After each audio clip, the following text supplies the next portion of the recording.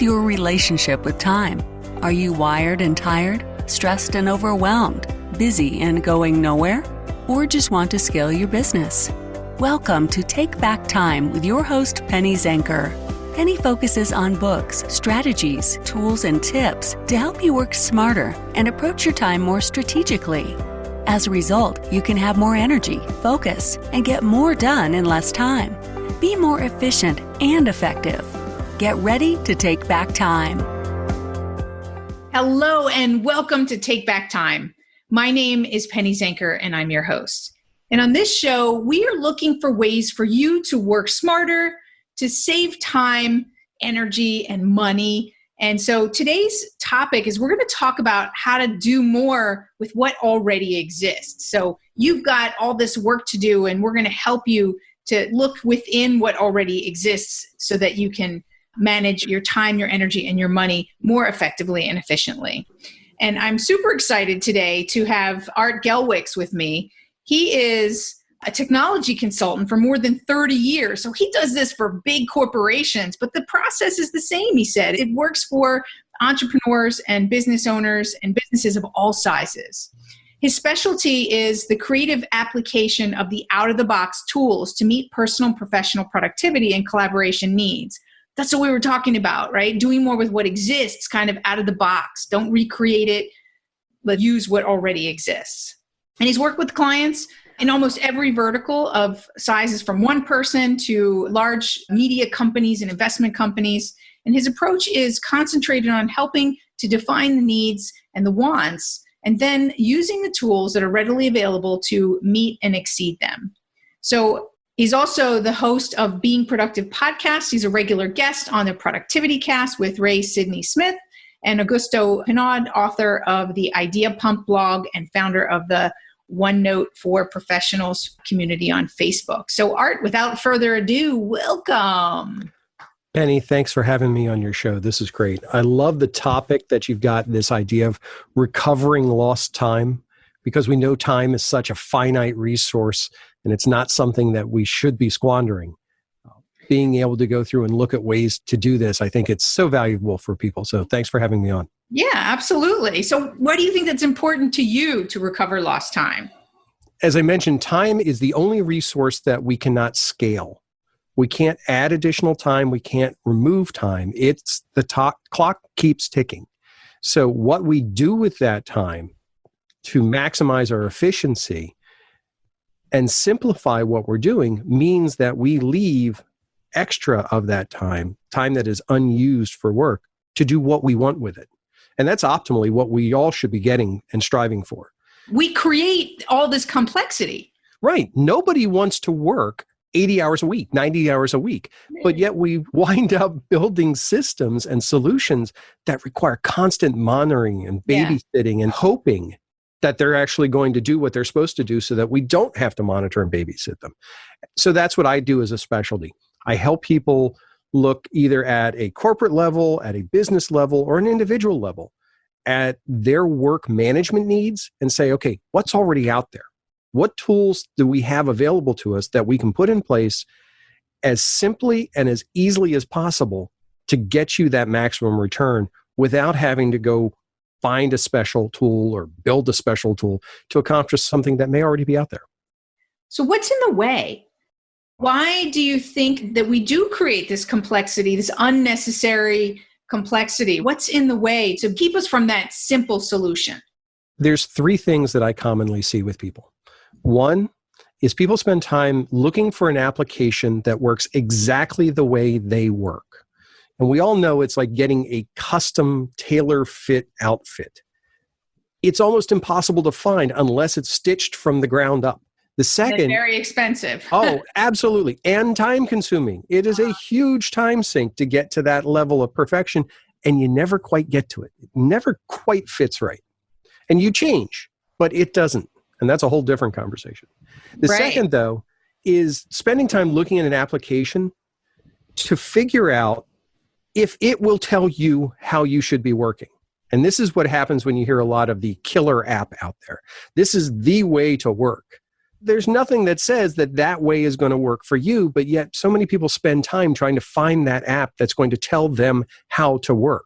Know how to work first, then look at the apps. Yeah, and we do need to know our process, right? And how we work before we select a solution so we can make sure it's a right fit. But there are tools out there like SAP, right, is a big, what do they call that? I forget the type of system that they call it. So it's an accounting system and the whole kit and caboodle. But they do force you into their process. Correct. Do you think that's not a good thing? I hate to say it. I'll be honest. As a consultant, one of the things you want people to do is buy into your process as a consultant, because then they're going to spend money with you. Large companies with defined platforms like this, they have a structure. Yes, they put a lot of thought into that structure, and they've tried to provide the best thing possible. But it's never a one-size-fits-all. And if you look at all of these platforms, their main revenue streams come from the adaptability of it and tuning it to the needs of that specific client. Well, for a company that's $1 billion company, $5 billion company, okay, they've got some cash to spend. I don't have that deep a pocket. So I need to work with the tools that I have available. Most of the small businesses I work with the tools that they have available. Platforms like Microsoft Office Online and things like, or 365 and that sort. But the third one that I think is probably the most frustrating is people will take a valid tool and then they'll discount it because it doesn't have that one magic feature that suddenly they've decided that is the linchpin of their entire system. Even though it does 80 to 90% of what they need to accomplish, it doesn't have one little thing, and they're like, well, I can't use that. And they miss out on it because they have to restart their whole process again. Yeah, so let's talk about that. Let's say that there's a company like that. There's the one thing that they think that is a showstopper. How do you work with them for them to see that it probably isn't worth the cost and the effort, right, to get to that level of perfection? Because they have their process and they don't want to change it. Well, and that's one of the biggest challenges, what you just said. They have their process and they don't want to change it. They don't want to put the effort into looking at their process. And I'll give you two examples, one at a corporate level and one at an individual level. At a corporate level, I was working on a project recently where they had designed a very complex intake form for a process. And they had all different kinds of security layers that they wanted within the form. They wanted this field to appear if this other item were selected. And we started going through it, and I'm like, hold on a second. You're looking at about 3 weeks just to build out this one part of the form with all these parameters. Why do you have so much logic in here? And their answer was, well, we don't want people to fill out the form incorrectly. Okay, I get that, totally. So you have that as a recurring problem, correct? Well, no. So is it that people are going in here and making mistakes? No, we just don't want the wrong people to fill it out. Your form goes on for 4 pages. No one is going to voluntarily go in and complete this form unless they absolutely have to. So let's look at the simplest way to get to this end result rather than the most complex. And that's one of the challenges is they never stop and step back and think, have we over-engineered this? From a personal perspective, I'll use the example of recurring tasks. I actually did an episode this week on recurring tasks. And one of the funny things is if you think about payday for a lot of companies, they'll have a payday on the 15th and the 30th of the month. Not that big of a deal. It's actually kind of hard to find an application that can schedule a recurring task, one task, to happen on the 15th and the 30th of every month. It's just a weird time period because it trips over things like February. Do you spend your time looking at all these different applications and say, okay, I got to find one that can handle this? Or do you just say, I'm going to create 2 tasks, one for the 15th and the second one for the end of the month? Now you've met your requirement, but you've also used the simplest way to get to that requirement. Yes, it's not the, quote, perfect case, but if you follow the principle, it works, and you can move on to the next thing, and you've recovered that time. Do you find that people get hung up on that it's got to be in one task? Absolutely. For some reason, they have been brainwashed by the productivity community that it must be a singular mechanism to get something done. Well, and what I'm hearing you say is maybe they're thinking simple is having it in one task. And so maybe there's different forms of simple, right? I think often what simple gets translated to is incomplete. They look at something that's simple and goes, that's too easy. That there's something missing. Or they look at it from the flip side and they go back to that magic feature. Recurring tasks is, like I said, the drum I'm beating right now. They have to have a tool that's going to remind them when a recurring task is going to happen. No matter how far it is in the future, that reminder has to pop up and tell them, okay, that's fine, but here's where I'm going to counter. I'm going to say, now you have to put 100% faith into this tool that it is going to remind you. Is it not just as easy to check every day? Just check one time, see what's on the calendar. Merlin Mann years ago did a thing called 43 folders, which was his method of organization. And literally it was based on this premise of using 43 manila folders. It's old school. I mean, if you look up his website, it hasn't been updated since 2011. But the concept is just massively sound because you have 31 days and each day you just check the content of the folder. You're not assuming that 4 o'clock it's going to come and tell you. Because the one thing we all know is that technology, when we count on it, will fail us. And we have to back up and plan. That's interesting. See, I don't hold that mindset. Well, think about all the times you've truly counted on it, and at some point it will hiccup. It may not be that tool's fault, but remember, all of our systems are complex systems. So the alarm that's supposed to be set off by your task manager may have been set off, but it may not come through as a text message, or it may not show up as a notification, or the window may have been sitting behind another window on your screen. Somehow that thing falls apart. So we have that in our minds to say, okay, if I can't trust it 100%, how can I trust it at all? What can I do to make me able to trust things? And this is the counterpoint that I give to everybody. If you can't do this stuff on paper, you're going to have a really hard time trying to figure out how to do it digitally. I believe in technology, and I believe it works better than leaving it up to me to remember to check the folders, especially depending on how many tasks you have. But I do believe in backup systems. I'm a deep technologist. I have made my living off of this for 30 plus years. So I am not going to say don't use tech, please. I'm an old guy, but I'm not that old. But the thing is to think about it, how you would do it without tech. Because what it does is it forces you to not fall back on the crutch of the application doing things for you. It gives you a good, solid understanding. There's an analogy I use all the time to get people to think about their system when we start conversations. I say use CPR, capture, process, and report. That should define your system. How are you going to capture the information coming in? How are you going to process it once you have it? And how are you going to report it? Now, sometimes that reporting is to other people. Sometimes that reporting is to yourself. But if you can follow that basic model, you should be able to create a system for yourself or for your team or for your company that is technology agnostic. That's where one of the other biggest hangups, I think, happens with people, is they build solutions around a specific technology rather than building the solution and then finding the tech for it. Right. Well, that's a trap too, right? I mean, then you're really putting all your eggs in one basket. And if that software goes away or doesn't get updated or does get updated, and then it screws up your entire thing. One of the things we mention all the time on Productivity Cast is when you look at a tool, one of the features you should look for is what is its export capability? What's the exit strategy for the tool? Because there are very few that have been around a long time. There's a lot that have come and gone. So you have to plan and account for that. But you should always be looking for simplistic ways to improve the solutions that you have, minimum to maximum turnaround. I'll give you another example. Everybody knows Ryder Carroll's bullet journal. If you haven't, you will at some point. And if you go on Pinterest, guaranteed you'll see it. Yes. It's a fantastic approach, simplified paper journal. He actually has a book now of it. I ran into a snag with it, and I love my paper journals. Trust me, I have a footlocker of paper journals. Fountain pens and paper journals, that's me. But I had a problem. I couldn't use the bullet journal approach to track a task that had multiple steps. It had multiple phases that had occur each time. So what was the change? Well, I moved from a circle to a square. And that's literally the process. What I did is I created what I call Planner X, which is the exact same structure, but instead of using a circle to indicate a status, I created a square, put an X in the center of it, and now I had 4 different spots within that square to indicate the status. Fill in one triangle, it's one status, second triangle, it's next step, and so on and so forth.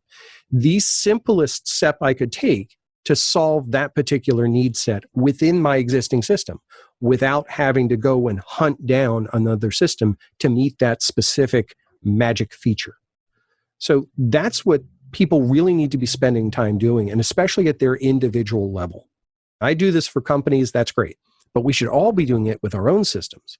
Looking at it and say, can I simplify this? Can I streamline it? Can I make it more efficient for myself? A lot of times we'll get hung up on, well, I need to do it so there's no rework. I enter it one time and never touch it again. If I remember correctly, David Allen's GTD system is around that. You touch it once. You don't have any open loops and you move on. If you can get to that, great. I have a tendency to rewrite things. I'll write things down, then I'll sit down with my pad and I'll rewrite it again, or I'll type it into something. Why? Because I'm mentally processing in that. Mm-hmm. I'm refining the content. It's not truly rework because it's thought work. Right.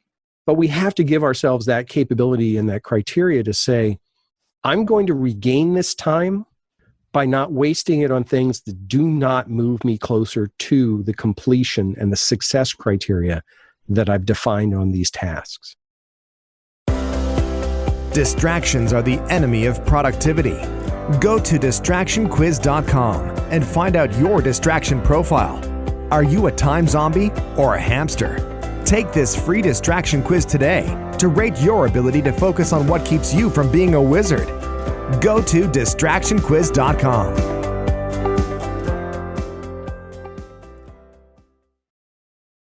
So along that lines, right, as you're talking about criteria and keeping focused on the end result, right? How do you fit prioritization? Because, when you're talking about a criteria, right, how does that fit into this process of yours and understanding what's a priority and what's not a priority? Prioritization is probably one of the hardest things to do for yourself and for others without making a basic assumption. And that is that there is a huge difference between importance and urgency. That's probably the biggest trip I see people make. There's a model in product. There's a huge difference, but there's not. Is that what you're saying? Well, they don't know. There is a massive difference between the two. They just don't see it that way. Uh-huh. There's an approach in productivity circles called the Pareto principle, which uses a quadrant design. So you actually take a piece of paper or whatever, lay out a quadrant, and the quadrants on the page break out to 4 states of being for a task. It's urgent and important. Oh, you mean the Eisenhower matrix? That's it. I'm sorry. Did I say Pareto? Yes, I mean the Eisenhower matrix. My bad. Thank you. See, this is why I need you here. So that structure, people confuse the urgency with importance. Yes. Well, urgency is a time-derived measure.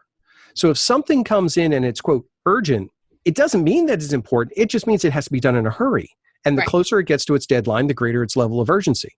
But it could be an extremely low importance task to you. But to somebody else, they've decided it's highly important, so they're going to disrupt your schedule with a now urgent task.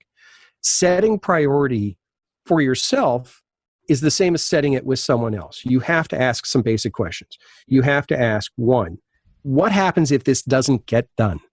That's the biggest thing. What is the price of failure? 2nd, what can I do to make sure that it is done on time? And 3rd, and probably the most important one, is, do I have all the information I need to complete this successfully? That's probably the biggest hang-up I see consistently. People wind up getting an urgent task on their radar, but they don't have all the facts and they don't have the details. And then they wind up in this compressed timetable, unavailable to get the information they need to complete it successfully. So what do? I mean, they don't have the information. So somebody fills in the form incorrectly and gives all the information, and it's urgent. So what are you suggesting there? What I suggest is, and this is really the hard part for a lot of people, you got to go back and say, nope, can't do it.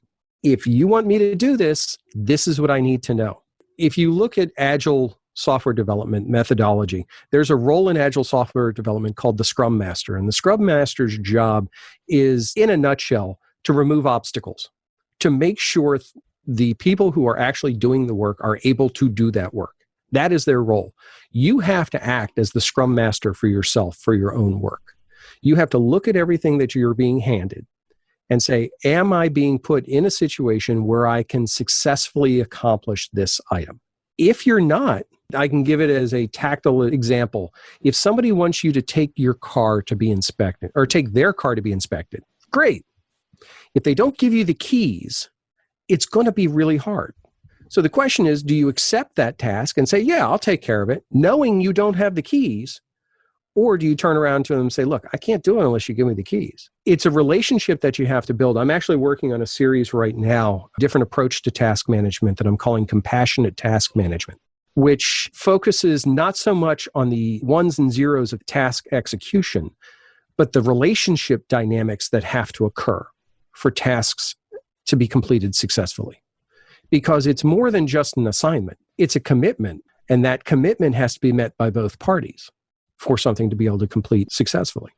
Absolutely. So this is the type of thing that I'm talking about. You have to get yourself to a point where you're saying, look, you've given me something I can't do for you, and here's why. If you get me that stuff, I can do it. But you have to be willing to say, once I have that stuff, I will do it. I feel that like you're saying, it's an interesting way to say it, compassionate task management. I talk about when you have a delegation process that it has to be, you can't go and dump it on someone and they don't know why they're doing it, right? Because that can add value, that they can know what the end result is going to be and why it's important. They might choose a different path knowing that information and so forth. And so it's almost like that conversation that certain pieces need to have a checklist and to say, hey, did we talk about and agree on this and this and this? And do you have everything that you need? And understand that it's a two-way communication. So absolutely. Part of the understanding of that, when I talk about defining success criteria for tasks, you have to know what those success criteria are.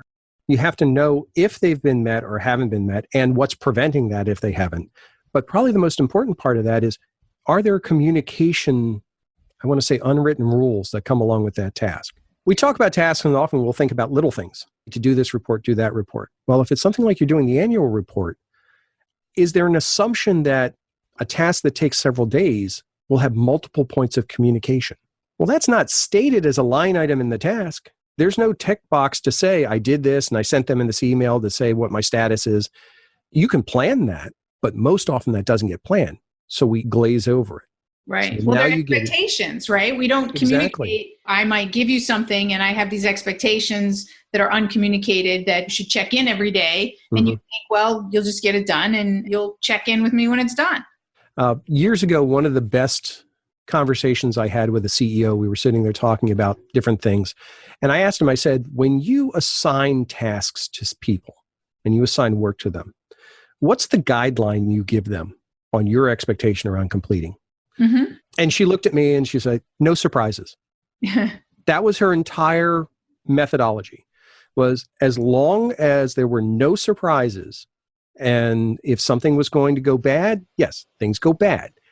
She didn't want to get caught off guard. That's a major step. That doesn't work for everybody. Some people like to have daily TP reports and things.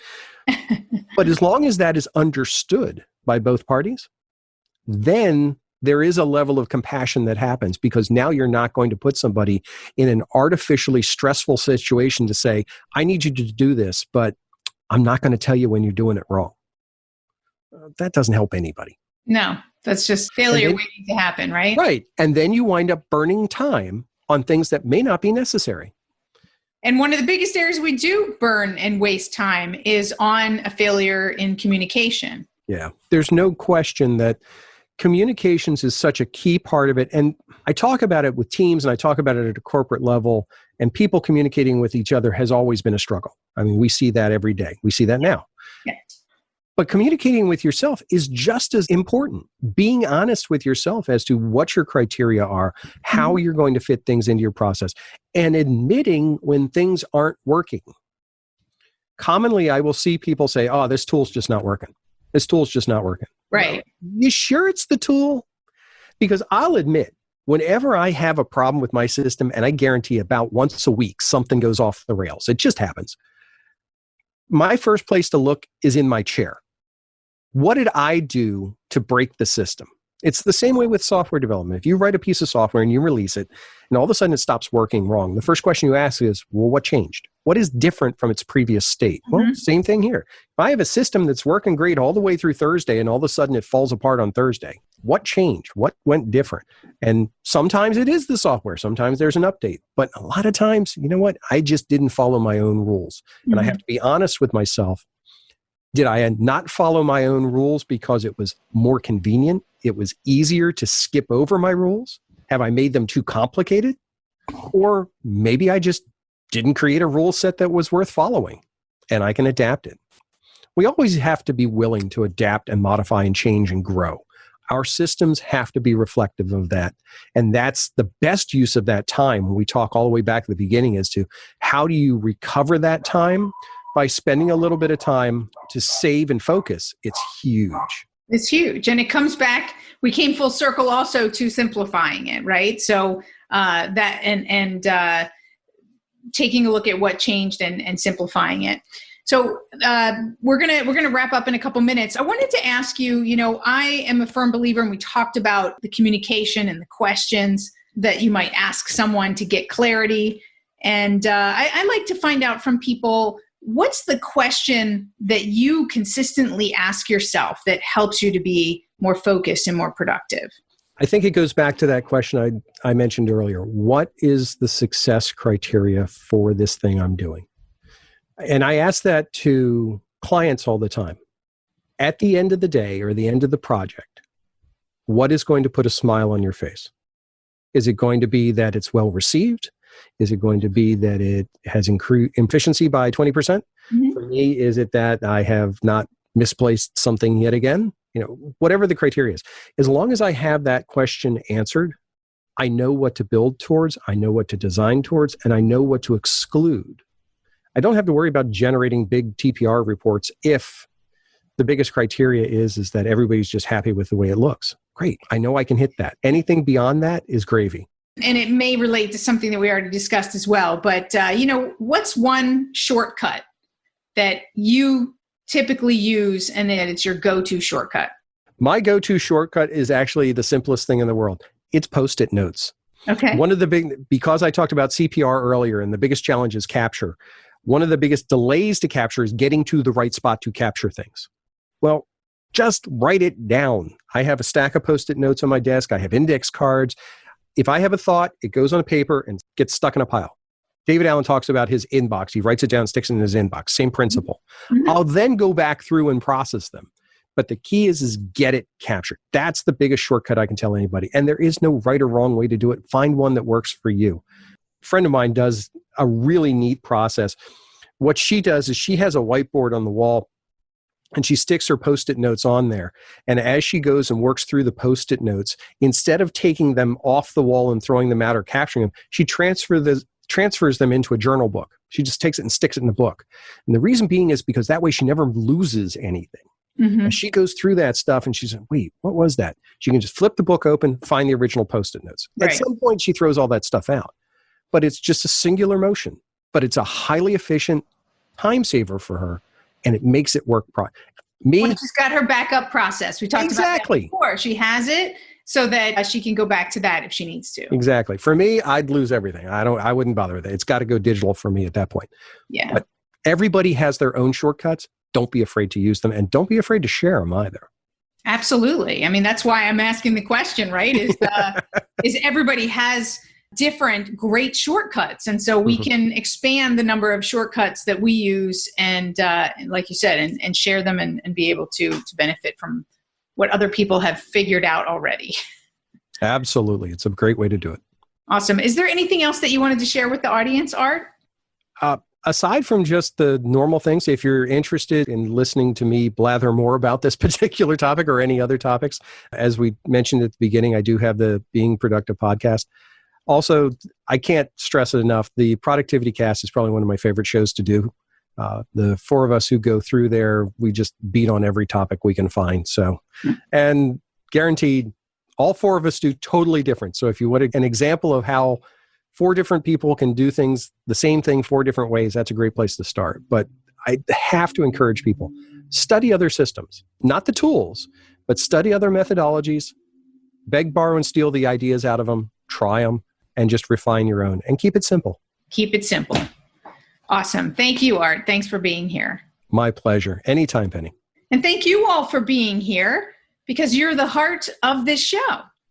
Because without you and your questions and your areas and ways that you're looking to improve, then we wouldn't be able to be here to serve you. So thank you. And, do go back and take notes if you didn't do so, because there were a lot of really great nuggets in here. And I want you to be able to, from each and every show, I want you to be able to take away at least one action that's going to make a difference for you. Not 10 actions or 20 actions, because we said keep it simple, but one thing, one distinction that's going to make a difference.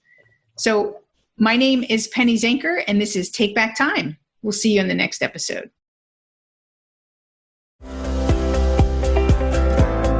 Thank you for listening. Today's topic is another opportunity for you to put the knowledge you learned into practice. Tune in again next week for more strategies that will help you have more energy and focus to get more done in less time, so you can continue to take back time.